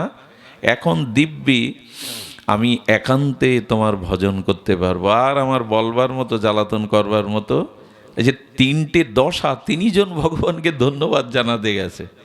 এটা কখন হয় জানেন? যখন আপনি ভজন করবেন, কর্মফলে দুঃখ আসলেও তখন একটা সহনশীলতা, একটা কৃপা মনে হবে, এটা হয়ে যাক, আমার কোনো জন্মের কর্ম শোধ হয়ে যাক, আমি মুক্ত হয়ে যাই। ডাক্তারকে টাকা দিয়ে আঙুল কেটে আসেন কেন? আরও ধন্যবাদ দিয়ে আসেন, কারণ গ্যাংগ্রিন হয়েছে, এই আঙুলটা কাটলে শরীরটা বেঁচে যাবে। তাই ডাক্তারকে ফি দিয়ে, প্রশংসা করে, ধন্যবাদ দিয়ে, যে আপনার আঙুল কাটলো তাকে ধন্যবাদ দিচ্ছেন কেন? দিচ্ছেন এই কারণে, ওই গ্যাংগ্রিনের আঙুলটা না কাটলে পুরো শরীরটা জর্জরিত। ভক্ত মনে করেন আমার কর্মফলে যে দুঃখ অপমানটা আসছে শোধ হয়ে যাক, শোধ হয়ে যাক। তো এই বুদ্ধিটা, এই জ্ঞানটা ভজন না করলে আপনার আসবে না। এই জন্য সুখ দুঃখ সব কিছুকেই তার কৃপা মনে হবে যদি ভজন অনুভূতি থাকে। নাহলে মুখে শুধু শুনে গেলেও কিন্তু, শুনে গেলে আর বলে গেলে ভজন না করলে কিন্তু ওই অবস্থা আসবে না। কি অবস্থা আসবে জানেন? টিয়া পাখি কিনুন, কিনে সমাজ তাকে রাধাকৃষ্ণ বলি শেখান, রাধাকৃষ্ণ রাধাকৃষ্ণ, লোক আসলে বলে, আর আমরা মনে করি পাখি হয়ে রাধাকৃষ্ণ বলছে এত স্পষ্ট। ওকে খাঁচা থেকে বের করে বিড়ালের সামনে দিন, তো বিড়াল যখন ওকে শিকার করতে যাবে রাধাকৃষ্ণ বলবে তো? কি বলবে? তখন আর রাধাকৃষ্ণ বেরোবে না। তা যারা ভগবানের ভজন করে না, শুধু বলে গেল আর শুনে গেল, আচরণ করলো না, তারা ওই দুঃখ যন্ত্রণা পরিস্থিতি আসলে বিড়ালের সামনে টিয়া পাখির মতো রাধাকৃষ্ণ আসবে না, তখন ট্যাটা বেরিয়ে যাবে। আচরণ করুন, ভজন করুন, তখন ওই বুদ্ধিটা দদামি বুদ্ধি যোগাম, ভগবান তখন বুদ্ধি দেবে, আর তখন মনে হবে এই দুঃখটাও আমার পাওনা, এটার দ্বারা ভগবান আমাকে শুদ্ধ করতে চাইছেন। দুঃখ ভক্ত হলেও আসবে, অভক্তেরও আসবে, ভক্তেরও আসবে। পার্থক্য কি? কর্মকাররা যতটা গরম জিনিস ধরতে পারে আপনি পারবেন? কারণ কি? যারা ওই যে ছুরি দা বটি বানায় কর্মকার, ওরা গরম ধরতে ধরতে ওদের হাতটা এমন হয়েছে যে কোনো গরম ওরা ধরতে পারে, আপনি গেলেই ফোসকা পড়বে। ভজন করতে করতে ভগবানের কৃপা আসে, আপনার বিবেক চেতনা জাগে যে এটা আমার কর্মফল, এটা হয়ে যাক। রামচন্দ্র বনে যাচ্ছে, বললেন আমার 4টে মঙ্গল হচ্ছে, হাসতে হাসতে বলছেন। যার রাজ্যাভিষেক হবে সে বনে যাচ্ছে আর বলছে আমার 4টে মঙ্গল হচ্ছে। কি মঙ্গল? বলে শোনো তাহলে কি মঙ্গল হচ্ছে। আমি 4টে ধর্ম পালন করতে পারছি, এক আমার পিতার সত্য পালন করতে পারছি, এটা পুত্রের কর্তব্য। দ্বিতীয়, আমার মা কৈকেয়ীর ইচ্ছা আমি পূর্ণ, মায়ের ইচ্ছা পূর্ণ করাই তো সন্তানের শ্রেষ্ঠ ধর্ম। তৃতীয়ত এই রাজপ্রাসাদে থাকলে ভোগ সুখে আমার জীবন কাটতো, বনবাসে ত্যাগ বৈরাগ্য, আমি রাজা হব ভবিষ্যতে, তো জীবের দুঃখীর পাশে গিয়ে ত্যাগ বৈরাগ্য কষ্ট যদি অনুভব না করি, তাহলে আমি ঠিক রাজা হতে পারবো না, ওদের সেবা করতে পারবো না। আর চতুর্থ মঙ্গল হলো যে আমি এই রাজপ্রাসাদে থাকলে সাধুগুরুর সঙ্গ হতো না, বনে গিয়ে ঋষিমুনিদের সঙ্গ, হরিকথা সঙ্গ হবে। এটা ভাবুন তো, যে রাজা হবে সে বনে যাচ্ছে, এই ভাবতে ভাবতে যাচ্ছে। আপনি আমি হলে কি করতাম? বলছে রামচন্দ্র তুমি যে এই রাজপ্রাসাদ ছেড়ে চলে যাচ্ছ, কষ্ট হচ্ছে না? বলে ওটা তো প্রাসাদ না। বলে কি? ওটা হলো ধর্মশালা। যখন আমরা তীর্থে যাই একটা ধর্মশালায় উঠি না, ওখানে 1 মাস 15 দিন থাকি, তো ধর্মশালা থেকে চলে আসার জন্য, ওই ছাড়ার জন্য কাঁদেন কি ওখানে? আহারে ছেলে চলে যাচ্ছে, এটা আমার বাড়ি, কাঁদেন? জানেন এটা ধর্মশালা, আমার মতো হাজার হাজার লোক ঢোকে আর বেরিয়ে যায়। রাম বলছেন কি, আমার পূর্বপুরুষরা এই প্রাসাদে ছিল, হরিশ্চন্দ্র, রঘু, দিলীপ, এখন আমি আছি আমার পরে, তো ওটা তো ঘর না, ধর্মশালা, তো ধর্মশালা ছেড়ে যেতে কষ্ট হয়। দেখুন ভগবানের এই ভাবনা, ভজন করলে ভগবত কৃপা এই ভাবনাগুলো আসে। রাজা হওয়ার বেলায় বনবাসী হচ্ছে, তাও বলছে 4টে মঙ্গল হচ্ছে আমার, এই আনন্দেই চলেছে রাম। শীত উপেক্ষা করে এই যে হরিকথা শুনছেন, এর একটা মর্ম আছে। এই অনুভূতিগুলো জেগে গেলে দুঃখ আর আপনাকে দুঃখ দিতে পারবে না। তখন মনে হবে এটাও তোমার কৃপা, এটাও তোমার দয়ার দান। এই জন্য জগতে ভজনে আসুন। ভজন না করলে কোনো বুদ্ধি কাজ করবে না, কোনো ডিগ্রি আপনাকে শান্তি দিতে পারবে না, মনুষ্যত্ব আনতে পারবে না। এই জন্য বলছেন না, ভজন করুন। সুধীবৃন্দ, ভজন কেন করতে হবে? আগেই বলেছি যে এখানে বলছেন যে উঁচু নিচু এই ভেদটুকু শুধু ভজনেই পার্থক্য। তো আসুন আমরা এখানে আরেকটু শুনি, যদি ভগবানের নাম নিতে পারেন তো কি হচ্ছে? পিতৃ গোত্রেণ যা কন্যা স্বামী গোত্রণ গোত্রিকা। দেখুন ভগবানের ভজন করলে আপনি ভগবানের দাসানুদাস হলে কি হয়? তথা দীক্ষা প্রভাবেন দ্বিজত্বং জায়াতে নির্ণম। কি অদ্ভুত দৃষ্টান্ত, কি অদ্ভুত এই প্রজ্ঞা, এই মহাজনের দিব্য অনুভূতি, ঋষিমুনিদের দিব্য অনুভূতি। আচ্ছা, কোনো মেয়ের কন্যাদান বা বিবাহের পরে স্বামীর গোত্রের পরিচয়ে তো তার গোত্র হয়, তাই না? হয় কিনা? এই নিয়মটা আছে কিনা? বিবাহের পরে, কন্যাদানের পরে কন্যার গোত্র স্বামীর গোত্রের সাথে একীভূত হয়ে যায়, আছে মানে এটা বৈদিক সংস্কার হয়ে যায়। তো বললেন একটা কন্যা যদি সেই বরমালা দিয়ে সমর্পণ করার পরে সেই স্বামীর গোত্রে গোত্রভূত হয়ে যায়, যখনই আপনি সদ্গুরুর চরণে দীক্ষা মানে আত্মসমর্পণ, নিজেকে সমর্পণ করে দেওয়া, যখন দিলেন আপনি গুরুচরণে, তখন আর আগের গোত্র আগের পরিচয় আপনার নাই, তখন আপনি গোবিন্দেরই একজন দাস হয়ে গেলেন। সমর্পণ করে আপনার গোত্র বদলে গেল। কন্যাকে দান করলে যদি তার গোত্র বদলে স্বামীর গোত্র হয়, তো যখন আপনি দীক্ষা নিয়ে গুরুচরণে আত্মসমর্পণ করলেন, তখন আগের আপনি আর নাই, ওই কন্যার গোত্র যেমন বদলে গেল, তখন আপনি গোবিন্দের দাস হলেন, শ্রীগুরুর দাস হলেন। তখন ভয় কি? গুরুদেবই আপনাকে এই ভব সংসার হতে, বন্ধন দশা থেকে মুক্ত করবে। তো দীক্ষা মানে কানে কানে মন্ত্র নেওয়া না, নিজেকে ওই স্ত্রী যেমন মনে করে কন্যাটা আজ থেকে আমি স্বামীর, বড়মালা দিয়ে ব্রাহ্মণ বেদমন্ত্র দিয়ে মনে করে আজ থেকে তার সুখ দুঃখই আমার সুখ দুঃখ, আমি তার গোত্রতে আমার গোত্র সমর্পিত করেছি। যেমন দীক্ষা মানে কানে শুধু মন্ত্র নেওয়া না, দীক্ষা মানে দ্বিতীয় জন্ম হওয়া। আমি গুরুচরণে আমার সর্বস্ব সম্পাদন করলাম। এইভাবে দীক্ষা হয় তো আমাদের। আর আমরা দীক্ষাকে এরকম ভাবি তো, কানে মন্ত্র নিতে হয়, গুরুদেব এসেছে নিয়ে নিলাম, ওই পর্যন্ত আর খোঁজ নেই। গুরুমন্ত্রই তো জপ হয় না। 3 বেলা ভোজন করি, 1 বেলা আহ্নিক অনেকেই করে না। 3 বেলা খেতে ভুল হয় না, কিন্তু 3 বেলা আহ্নিক, 3 বেলার জায়গায় বলেছে অন্তত 1 সন্ধ্যা করো, তাও কি করি আমরা? সব কাজের সময় আছে, তোমারে ডাকবার সময় আমার মাঝে নাই। সব কাজের সময় আছে। আজকে যদি শিবদা আমার মায়ের সাথে ঝগড়া করত লাঠি সোটা নিয়ে, তাহলে এর থেকে বেশি লোক ঝগড়া দেখবার জন্য এখানে আসতো। কলির দুর্দশা কেমন জানেন? মদ মানুষ দর করে কেনে না, গোপনে পটকে যা ওঠে সব দিয়ে দেয়, দাও 1 বোতল। দুধ কিনতে গিয়ে দর কষাকষি করে, 60 টাকা নেবে কেন, এটা এখন 50 টাকা। এই হলো বর্তমান দুর্দশা। মদ কিনতে গিয়ে পকেট থেকে টাকা বের করে দেয়, দর করে না। দুধ কিনতে গিয়ে দর কষাকষি। আর দুধ ঘি ফেরি করে বিক্রি হয়, নেওয়ার লোক নাই। মদ কত দূরে মানুষ কিনতে বেরোয়। এই হলো দুর্দশা বর্তমান সময়ের। বলছি এই আগুন থেকে বাঁচবার, পৃথিবীর অবস্থা ভালো না, আগামী দিনগুলোও খুব ভালো যাবে না। রোগ শোক অপমৃত্যু জরা ব্যাধি, এই নানান আমাদের কর্মফলের জালে জড়ানোর জন্য উপায় হলো ভগবানের চরণে, শ্রীগুরু চরণে। পিতৃগোত্র যেমন মেয়েটার গোত্রবতী গোত্র পরিবর্তন হলো দীক্ষার মাধ্যমে, শ্রীগুরুদেবকে দিয়ে দিন। তাতে কি হবে জানেন? একবার এক গুরুদেব বলছেন, তাড়াতাড়ি এদিকে আয়, কোথায় ছিলি? বলে, গুরুদেব এই তো এখন এলাম। যা ঠাকুর ঘরকে প্রণাম করে মালাটা নিয়ে আয়, জপের মালা।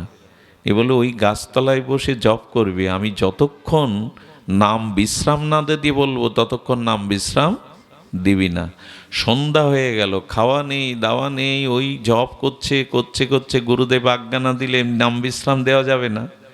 সন্ধ্যার একটু আগে দেখছে কি একটা ঘূর্ণিঝড় ওর সামনে, আর কোথাও না। সেই ঘূর্ণিঝড়ের মধ্যে একটা বিকট কালো মূর্তি, বিভৎস মূর্তি, নাম করতে করতেই বলছে, কে তুমি? বলে, তোমার মৃত্যু, তোমার কাল আমি। তো আমার কাল কি? বলে, তোমার আয়ু ফুরিয়েছে, তোমাকে আমি নিতে এসছি। তো বলে, নিতে এসছি তো, এবং ঘুরছ কেন? বলে, আমি তোমার ভিতরে ঢুকতে পারছি না যতক্ষণ নাম বিশ্রাম না দিচ্ছ। যতক্ষণ নাম বিশ্রাম না দিচ্ছে আমি তোমার মধ্যে ওই অপেক্ষা করছি। বলে, এই জন্য উনি তখন বুঝলেন কেন গুরুদেব বলেছেন যে আমি না বললে নাম বিশ্রাম দিবি না। সন্ধ্যার অবর হয়ে গেলে গুরুদেব তখন ডেকে বললেন, আয়। চরণে পড়ার পরে বললেন, যা, এর বাকি সময়টুকু নামেই ব্যয় করবি, কারণ এই আয়ুটা তোকে আজ নাম ফিরিয়ে দিল। তোর আয়ু এখানে শেষ ছিল। এটা গুরুদেব পারে, শ্রী গুরুদেবের করুণা এটা, উনি পারেন।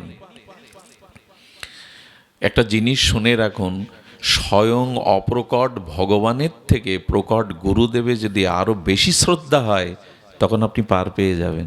কথাটা আবার বলি, সাধারণ কথা না, অপ্রকট ভগবান, অর্থাৎ নিত্য গোলাকে ভগবান আছেন। অপ্রকট ভগবানের থেকে প্রকট গুরুদেবে আরো অধিক শ্রদ্ধা আসতে হবে আপনার, তবে আপনি বাঁচবেন। গুরুদেব কেমন জানেন? এই কথাগুলো খুব মার্মিক কথা। অত বড় একটা হাতি, তার পিঠে দেখবেন মাউদ রূপে অনেক বালক থাকে, থাকে না, কিশোর বালক। আচ্ছা, শক্তির বিচারে ওই বালকের কি শক্তি আছে ওই বলবান হস্তির কাছে? ওর মতো 10টা বালককে সুর দিয়ে পিঠ থেকে নামিয়ে পা পিষ্ট করে মেরে ফেলতে পারে।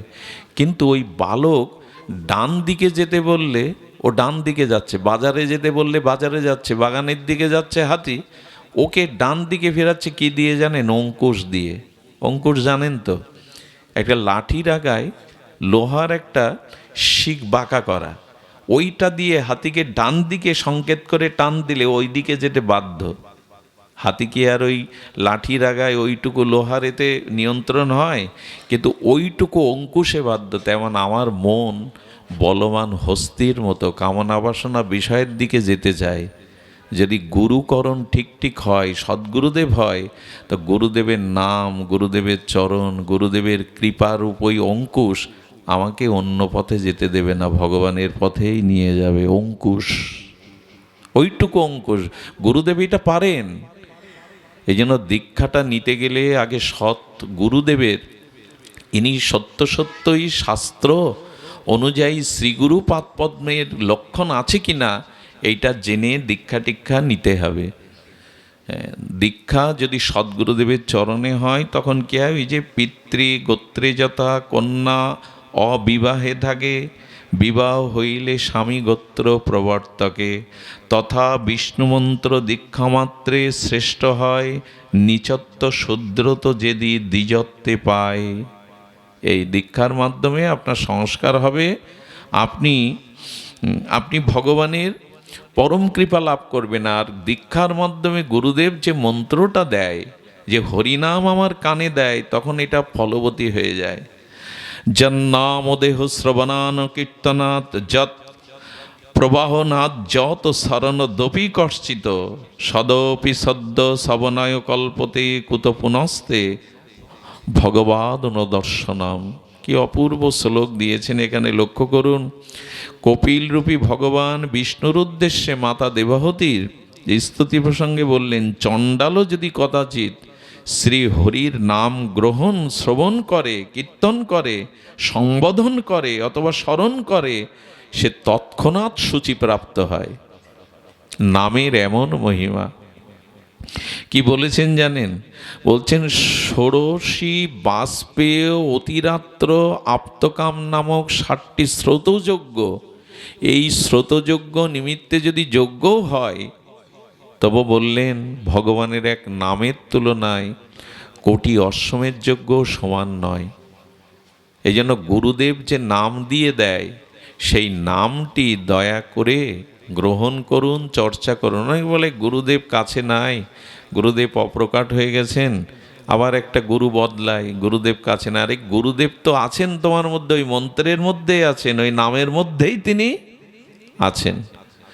তো শ্রীগুরুকে ঠিকভাবে শ্রীগুরু নিষ্ঠা না হলে কিন্তু হবে না।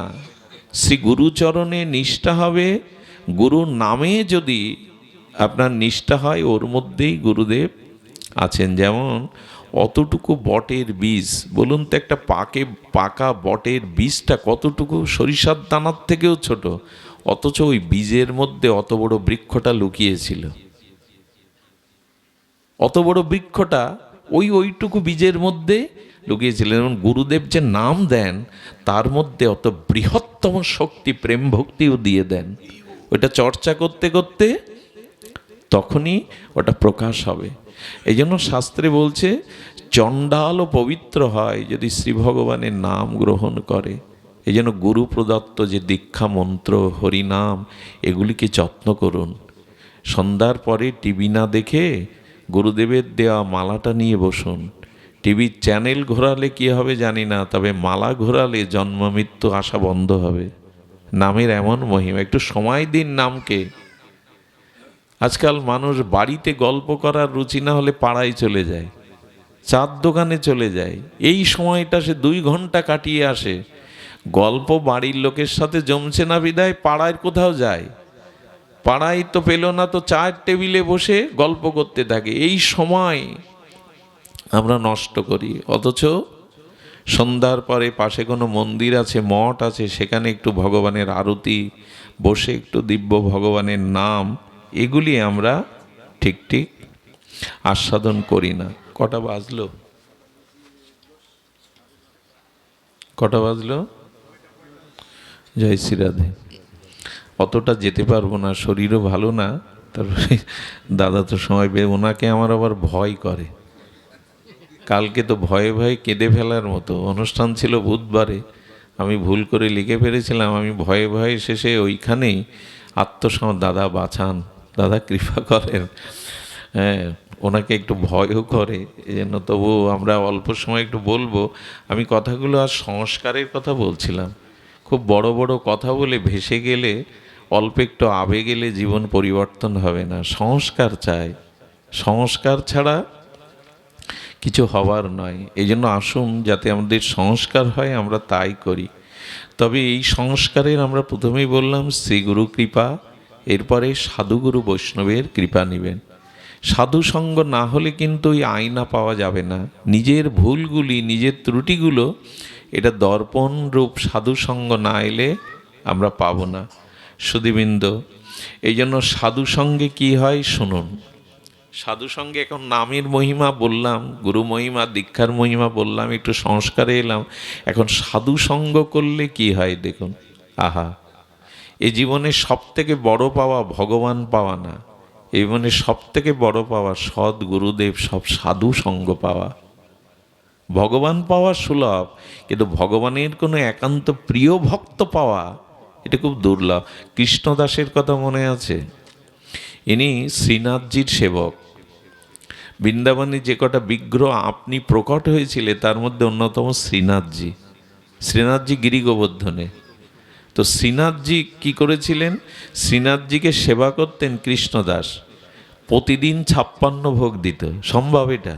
বৃন্দাবনে ওরা ভিখারি, কাঙাল, সাধু, পয়সা কড়ি কোথায় পাবে?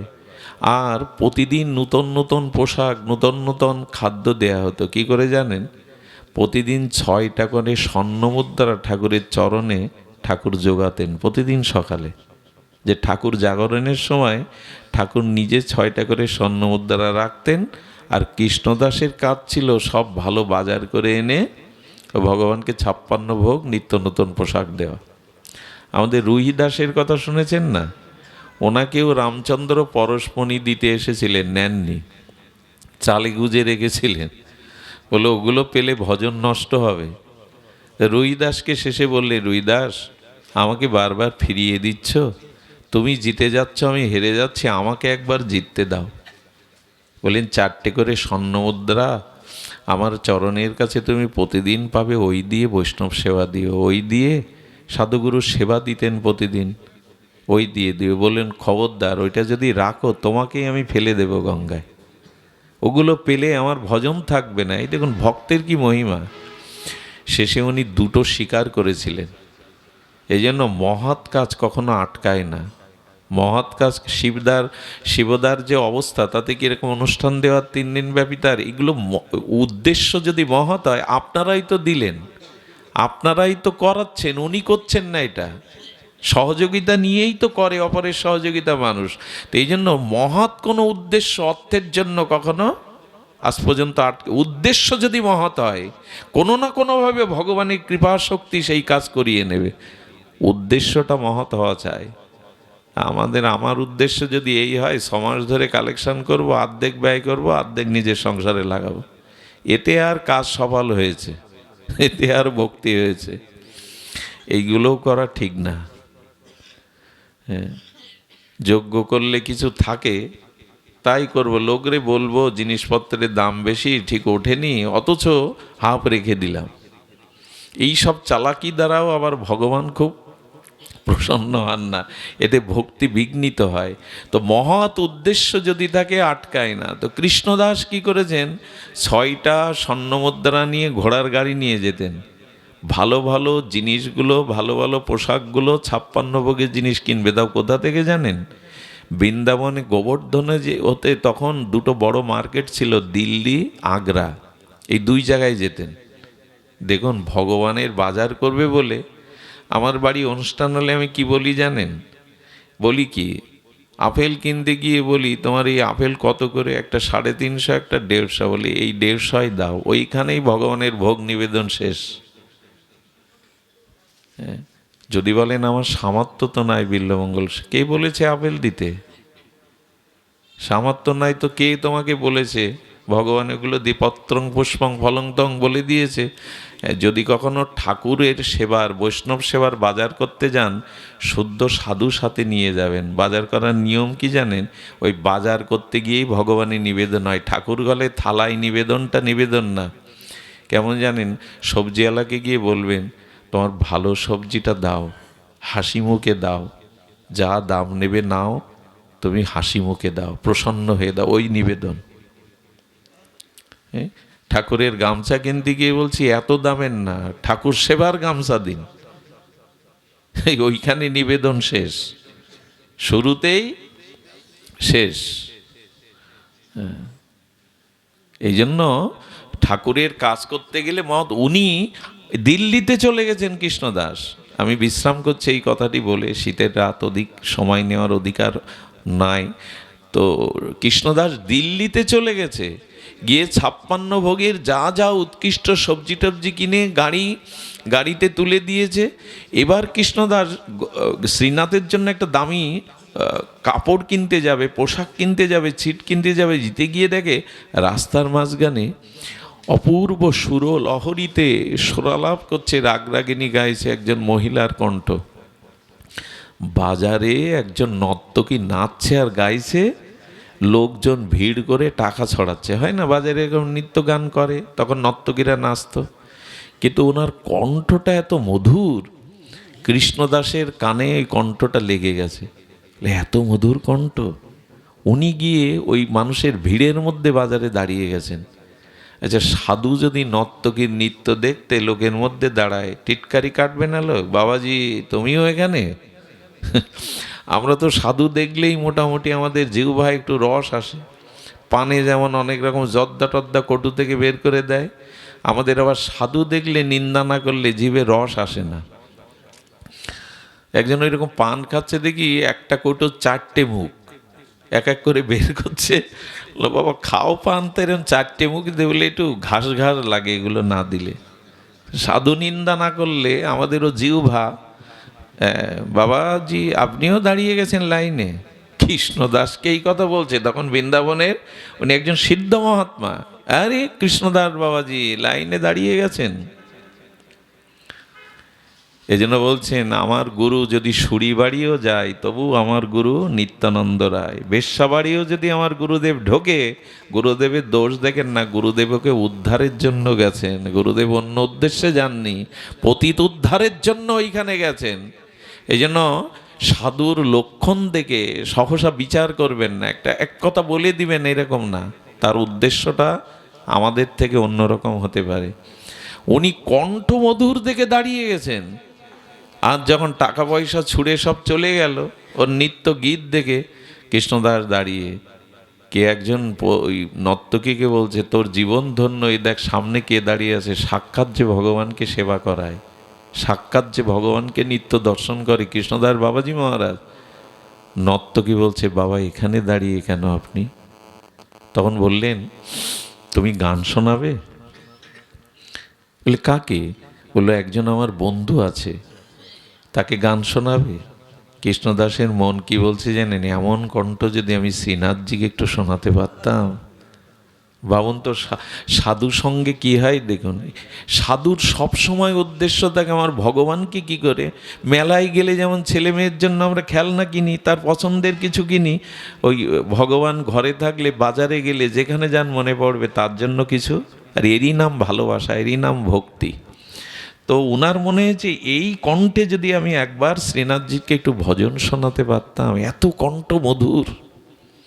বলে দেখো, উনি তখন বলছেন আমি যেখানে সেখানে গাই না, টাকা লাগে। বললো আমার যে বন্ধু সেই শেঠকে যদি একবার সন্তুষ্ট করতে পারো গান শুনি, আর কখনো টাকার চিন্তা তোমায় করতে হবে না। ও ভাবলো খুব বড় লোক, তাহলে খুব ধনী শেঠ বলছেন যখন, তা বলে ঠিক আছে আমি রাজি আছি। বলে চলো তাহলে। কি করলো জানেন? ও ঠাকুরের গান শোনাবে, ঠাকুর তাতে আনন্দ পাবে বলে ওকে গাড়ি করে কৃষ্ণদাস হেঁটে এলো, ঠিকানা লিখে দিল অমুক জায়গায় গিয়েই চিঠিটা দেবে। যখন গিরিরাজের তটে এসে দিল, নর্তকীকে দেখে আর পিছনে বাবাজিকে হেঁটে আসতে দেখো, বাবাজি নর্তকীকে নিয়ে আসছে গিরিরাজে শ্রীনাথজির কাছে। ওকে প্রথমেই মন্দিরে নিয়ে গেল না, একটা বাসায় ওকে রেখে বলল আজ থেকে এই পোশাকগুলো তোমায় পরতে হবে। এই দেখুন সাধু সঙ্গে কি হয়, ওর ওই ঝলমলে পোশাক বাদে গেরুয়া রঙের শাড়ি দিয়ে দিল, মালা তিলক দিয়ে দিল, দিয়ে বলল গান আমি রচনা করে দেব, সুর দিয়ে দেব, সেই সুর আর সেই রচনায় তোমাকে শুনতে হবে। 3 দিন ধরে প্রসাদ পাও, তিলক মালাই পোশাক পরো, আর এই গানের রেওয়াজ করো 3 দিন। তোমাকে চিন্তা করতে হবে না, তোমাকে আমার বন্ধু যা দেবে তাতে আর কোনো দিন তোমার কারো কাছে হাত পাততে হবে না। একে তো বৃন্দাবনে বাস হচ্ছে, 3 দিন প্রসাদ পাচ্ছে, 3 দিন তিলকমালা ধারণ করছে, আর ওই মহাজনের লেখা পদ। এই জন্য ভাগবত আসরে যখন গান টান করবেন কেউ, মহাজনের পদ গাইবেন। ইচ্ছা মতো পরীক্ষিত বালার গান গেয়ে দিলেন আর বললেন ভজন, এরকম না। নরোত্তম ঠাকুরের পদগুলো গাইতে হয়, মহাজনের পদাবলী, অন্য কিছু গাইতে নেই, এতে ভগবান শোনে না। ভক্তের রচিত মহাজনের ভজনগুলোই শোনে। আমরা একটা গান গেয়ে ভগবত আসরেও গান গেয়ে দিলাম। এখন কীর্তন আসরেও ছায়াছবির গান হয়, কেন? কীর্তনে পদ নাই। কোটি জন্ম ধরে গাইলেও কীর্তনের পদ, চণ্ডীদাসের পদ ফুরাবে না। প্রেমানন্দ আমরা সিনেমার গান গেয়ে দিলাম, বেশ একটু মিউজিক টিউজিক দিয়ে, আর ওইগুলোই শুনতে তো যাই আমরা। কার মুখে হরি কথা কীর্তন শুনতে হয় ও বোধ নেই, হুড়িয়ে যায় আমরা সদীজন। এই জন্য উনি 3 দিন ধরে ওনার রচিত পদ ওনাকে সুর করতে বললেন, আর ওই প্রসাদ পেতে লাগলেন। 3 দিন বাদে এমন সাধুর কৃপা, বলে নাচ সেজে গুজে নাও, নূপুর পরো, আর এই গেরুয়া রঙের শাড়ি এনেছেন, নিজেকে তিলক চর্চিত করে দিয়েছেন, সুন্দর করে সাজিয়ে গুছিয়ে বলছেন আপনার শেঠ কোথায়? বলে চলো আজকেই গাইতে হবে। কি বলবো? শ্রীনাথজির মন্দির খুলে দিলেন, দিয়ে বললেন এই আমার শেঠ, একে তোমাকে নৃত্য এবং গীত শোনাতে হবে। উনি প্রথমে বললেন একটা মূর্তিকে আমি গান শোনাবো? বলে খবরদার, কার সামনে এসছে তুমি জানো না, উনি মূর্তি নন। তাকে যদি একটু সন্তুষ্ট করতে পারো, আর হ্যাঁ বাজারে নাচবে, পুরুষের দেওয়া লালসার টাকা ছুড়ে দেবে তাই নাচবে, ওকে যদি সন্তুষ্ট করতে পারো তোমার জীবনে আর কারো কাছে হাত পাততে হবে না, আর কারো কাছে হাত পাততে হবে না। শ্রীনাথজির দিকে একবার তাকালেন এই নর্তকী, তাকিয়ে ভগবানের আরতি যখন হয়, দুর্গাপূজায় অষ্টমীর আরতি যখন হয়, তখন একদমই মনে হবে না, যদি ভক্তি দিয়ে অনুরাগ দিয়ে দেখেন এটা মাটির মা সাক্ষাৎ, তখন চিন্ময়ী মনে হবে। ভগবানকে দর্শন করতে হয় অনুরাগ দৃষ্টিতে, চোখে লাল চশমা চোখে দিয়ে যখন দেখেন, কি দেখেন? সব অনুরাগ দিয়ে ভগবানকে দেখতে হয়। ওই সৌন্দর্য যদি একবার নয়নে ধরে যায়, পৃথিবীর আর কোনো রূপ আপনার ভালো লাগবে না। ওই নর্তকী তখন শ্রীনাথজির অপরূপ রূপের দিকে তাকিয়ে বলছেন তুমি এত সুন্দর, তুমি এত মনোরম, এত সুন্দর। তখনই চৌকাটে মাথা রেখে কি বলছে জানেন? জীবনে তো কতই হাত পা বেঁকিয়ে লোকের মনোরঞ্জনের জন্য নেচেছি, গেয়েছি, কিন্তু আজ আমার জীবনের শ্রেষ্ঠ সুর ও সঙ্গীত নৃত্য দেখাবার জায়গা তুমি যদি শোনো, তুমি যদি দেখো, তাহলে আমার জীবন ধন্য হবে। একবার দেখো তুমি, ওই যে 3 দিন প্রসাদ পেয়েছে, সাধুসঙ্গ পেয়েছে, তাতে তার চিত্ত মার্জন হয়ে গেছে। অনুরাগে চোখের জলে ভগবানের ভজন শুরু করলেন। হৃদয় থেকে যে কীর্তন হয়, সঙ্গীত হয়, তার আবেদন অন্যরকম। যখনই এই সুরমূর্ছনায় গাইতে লাগলেন, বারবার শ্রীনাথজি ভগবানের দিকে তাকাচ্ছেন, উনি শুনছেন তো। ওই যখন গাইতে গাইতে প্রাণ অনুরাগে তাকে শোনাচ্ছেন, হঠাৎ করে শ্রীনাথজির দিকে তাকিয়ে দেখেন তিনি হেসে উঠেছেন। সাক্ষাৎ আকাশে মেঘ চমকানোর মতো সাক্ষাৎ একটু দর্শন দিয়ে দিলেন। ওই যে হাসি দেখলেন, তাতেই চৌকাঠে মাথা রাখলেন, মাথা রেখে নর্তকী বললেন, আজ তুমি আমার সঙ্গীত শুনেছ, মধুর হাসিতে তুমি স্বীকার করেছ আমার এটা শুনেছ, তবে তোমাকে কিছু দিতে হবে, তোমাকে দর্শন করলে তোমাকে কিছু দিতে হবে। তবে শুনেছি সব থেকে প্রিয় মানুষের প্রাণ, তবে প্রাণটাই তোমায় দিলাম। শ্রীনাথজি বলতে বলতে চৌকাঠে প্রাণ রেখেছিলেন তিনি। চিরকালের জন্য ভগবান তাকে চরণে নিয়ে নিলেন। 3 দিন মাত্র সাধুর সঙ্গে, 3 দিন মাত্র সংস্কারে সে ভগবানের কাছে এই চিরদিনের মতো বিশ্রাম পেয়ে গেল। এটা সাধু সঙ্গে ছাড়া হয় না। শুদ্ধ ভক্ত সঙ্গই পারে আমার সংস্কার পরিবর্তন করতে, আমার চিত্তবৃত্তি পরিবর্তন করতে। তাই ভগবানের কাছে প্রার্থনা করবেন, প্রভু তোমায় পায় আর না পায়, তোমার কোনো শুদ্ধ ভক্তের সঙ্গ যেন এ জন্মে পায়। তোমাকে পায় আর না পাই সে ভরসা আমার নাই, সে ক্ষমতা আমার নাই, কিন্তু তোমার পতিত উদ্ধারণ, পতিত পাবন কোনো শুদ্ধ ভক্ত সঙ্গ যেন পায়। শুদ্ধ ভক্ত সঙ্গই আমাদের জীবনে পরিবর্তন আনতে পারে, আমাদের জীবনকে নূতন করে রচনা করতে পারে। এই জন্য ভগবানের কাছেই প্রার্থনা করুন যেন শুদ্ধ ভক্ত পায়। শুদ্ধ ভক্ত ছাড়া এই জীবনে সংস্কার হবে না, পরিবর্তন হবে না। তাই সাধুসঙ্গ, শ্রীগুরু চরণ আশ্রয়, হরিকথা হরিনামকে অনুরাগে ভালোবেসে গ্রহণ করুন। এটাই সংস্কারের পথ। মৃত্যুর পরে যাতে আগামী জন্মটা আরেকটু এগিয়ে যেতে পারেন, পেছনে পতন না হয়, এজন্য সময়টুকু কাজে লাগান।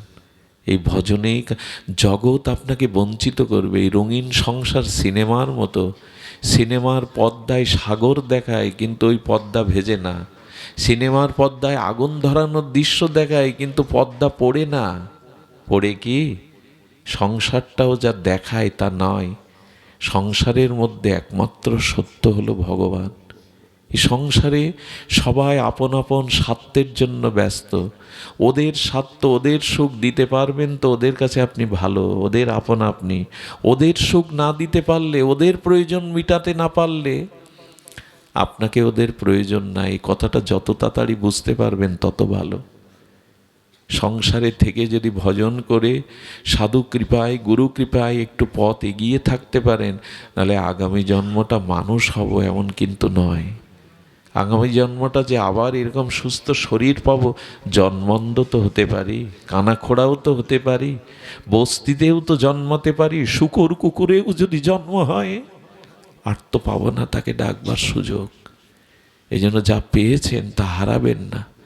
একমাত্র সদ্গুরুদেবের চরণাশ্রয় আর সাধুসঙ্গই পারে আমাদের এই জন্ম মৃত্যু অভিশাপ হতে চিরমুক্তি দিতে, চিরভক্তির স্পর্শ দিতে। শিবদা অনেক কষ্ট করে এগুলো করেন, আপনারা আশীর্বাদ করবেন প্রতি বছর যেন আপনাদের চরণধুলিতে ধন্য হতে পারে। তার 3টি কন্যা, নিজের পুত্রও নয়, আপনারাই তার আপনজন। আপনারা সহযোগিতা করে তাকে চারিয়ে নিয়েন। তবে শিবদাকে বলি, কন্যা যদি উপযুক্ত হয় তো 10টা পুত্রের সমান হয়। একটা কন্যা যদি সুকন্যা হয়, সে পৃথিবীতে বিশ্বাস করুন পিতামাতাকে কন্যা ছাড়া পুত্ররা খুব বেশি ভালোবাসে না। দেখুন, আমারও একটা মেয়ে আছে, ওর মা কি বলে জানেন? ছেলেটা জিজ্ঞাসা করে না বাবা বাড়ি ফিরেছে, কিন্তু মেয়েটা 10 বার জিজ্ঞাসা করে মা বাবা বাড়ি ফিরেছে।